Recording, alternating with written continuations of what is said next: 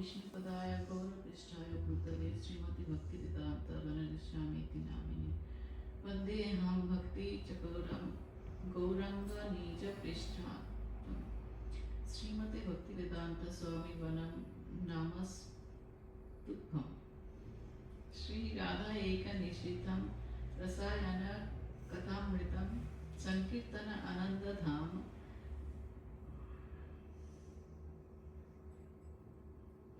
गोस्वामीमं वनं नमः। हरे कृष्णा कृष्ण कृष्ण हरे हरे हरे राम राम राम हरे हरे। हरे कृष्ण कृष्ण कृष्ण हरे हरे। हरे राम राम राम हरे हरे। हरे कृष्ण कृष्ण हरे हरे। हरे Ram Ram Hare Hare. So we are going to talk about benefits of chanting Harinam. So there are lots and lots of benefits of chanting, but here we are going to discuss few. The first one is peace of mind. The second one is knowledge of the self. Third one is real happiness. Fourth is liberation from karma.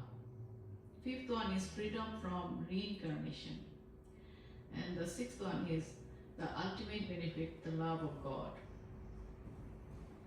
So first one, peace of mind. In the Bhagavad Gita, Krishna explains, one who is not connected with the Supreme in Krishna consciousness can have neither a controlled mind or steady intelligence, without which there is no possibility of peace. And how can there be any happiness without peace? By chanting the Hare Krishna mantra, we can control the mind instead of letting it control us. Mantra is a Sanskrit word. Man means mind and tra means to deliver. Thus, a mantra is a transcendental sound vibration with the potency to liberate the mind from material conditioning. With chanting this Maha Mantra, we can get the peace of mind. When we control the mind by focusing it on the purely spiritual sound vibration of the Hare Krishna mantra, the mind becomes calm. The Hare Krishna mantra, being imbued with God's own supreme energies, has the power to subdue all kinds of mental disturbances.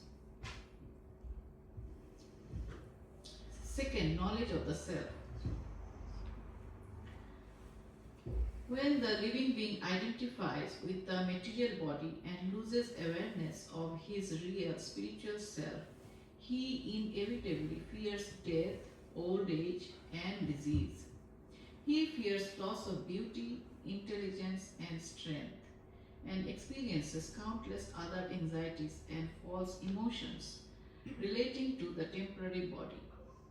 But when we begin regularly chanting Hare Krishna, we soon realize ourselves to be pure and changeless spirit souls, completely distinct from the material body. Because the mantra is a completely pure sound vibration, it has the power to restore our consciousness to its original uncontaminated condition. At this point, we cease it to be controlled by jealousy, bigotry, pride, envy, and hatred. As Lord Krishna tells us in the Bhagavad Gita, the soul is unborn, eternal, ever existing. As our false body identification dissolves and we perceive our true transcendental existence, we automatically transcend all the fears and anxieties of material existence. Attaining real self-awareness also gives us the ability to see the spiritual nature of all living beings. When our natural spiritual feelings are awakened, we experience the ultimate unity of all life. This is what it means to become a liberated person. By spiritual realization, we become free of all animosity and envy towards other living beings, other living things.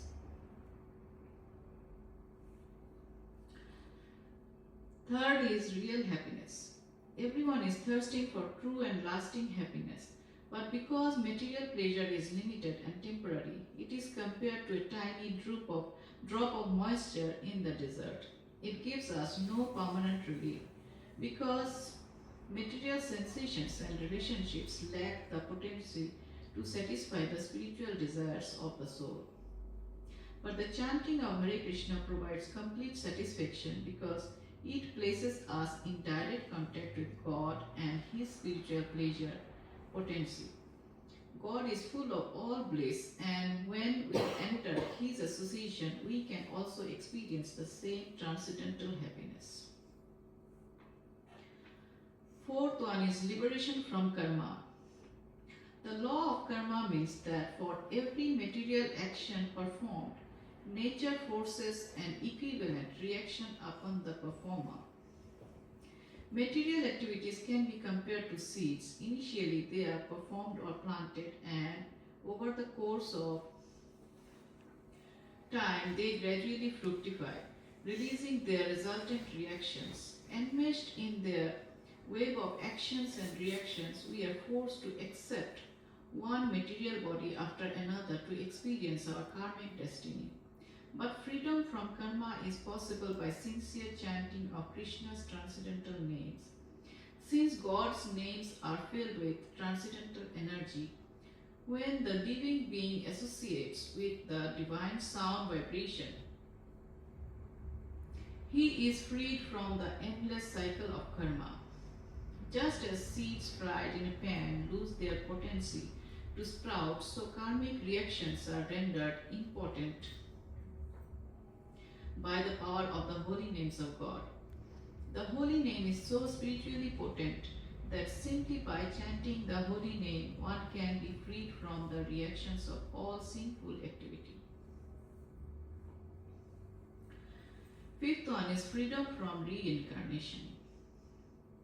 The Vedas teach that the living entity, the soul, is eternal, but that due to the past activities and material desires, it perpetually accepts different material bodies.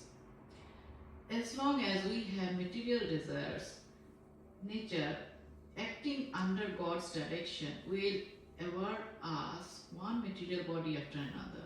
This is called transmigration of the soul or reincarnation. Actually, the changing of bodies is not surprising because even in this life we go through many bodies. First we have the body of an infant, then a child, then an adult, and finally the form of an old man or woman. Similarly, after the death of our old body, we get a new one.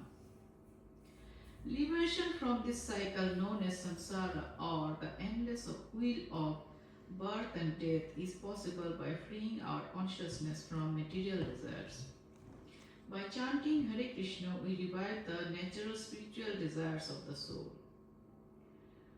By simple change in consciousness, we can transcend the cycle of reincarnation.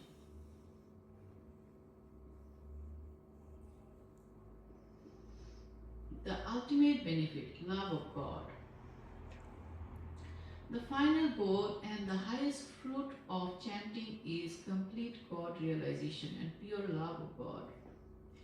As our consciousness becomes increasingly purified, our steady spiritual advancement is reflected in our character and behavior.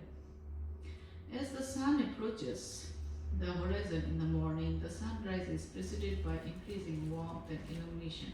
Similarly, as realization of Krishna's holy name is revived within the heart, this increasing spiritual awareness manifests in all aspects of our personality. Ultimately, the eternal loving relationship between God and the living being is revived. Before entering the material world, each soul had a unique spiritual relationship with God. This loving relationship is thousands of times greater and more intense than any love experience in the material world. This is described in the Chaitanya Charitamrita. Pure love for Krishna is eternally established in the heart of the living entities. I'll repeat it again. Pure love for Krishna is eternally established in the heart of the living entities. It is not something to be gained from another source. When the heart is purified by hearing and chanting, this love naturally awakens. When a devotee is purified like the sun from his heart, there is a diffusion of ecstatic love more glorious than the sunshine. So with regular chanting, with that regular chanting, we can feel the love of God, and we can remember to chant at our last breath. So when we can be united with Krishna or any other form of God, or to have a human life again to improve our spiritual sadhana. It is not only Krishna's name, any God, any form of God's name, we can chant again and again, and we can get the love of the God in our mind, in everyday life, and we can see God in every being.